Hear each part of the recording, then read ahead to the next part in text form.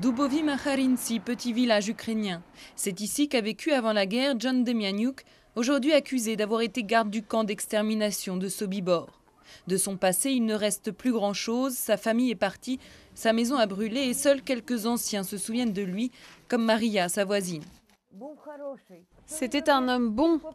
Quand il était jeune, il travaillait sur un tracteur. Moi, j'étais encore petite et il m'emmenait dans la remorque. J'étais petite, mais je me rappelle de lui comme quelqu'un de bien. Au village, tous décrivent un homme ordinaire, non violent. Alors personne ne veut croire qu'il ait pu être complice de la mort de près de 30 000 juifs à Sobibor. Grigory Nemerivski était son ami à l'école.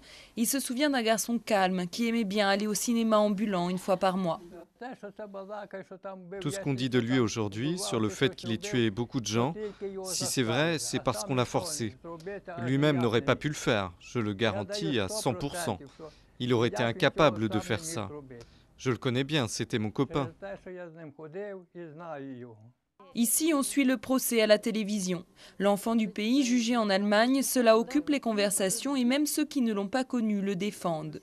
Il a 89 ans, à quoi bon le juger? Il a déjà un pied dans la tombe. Tout ça, c'est du passé. S'il est condamné, ça ne va rien changer. Ça ne fera pas revenir les morts. C'était la guerre. Et c'est pas nous qui l'avons commencé cette guerre, ce sont les Allemands. Et maintenant, on veut juger un Ukrainien pour ses crimes. Reste une photo jaunie de Demianiuk, souvenir d'un temps où il n'était qu'un paysan comme les autres. Ici, tout le monde l'affirme, il s'entendait bien avec les familles juives du village, mais aucun juif ne peut témoigner. Tous ont disparu pendant la guerre ou se sont enfuis du pays.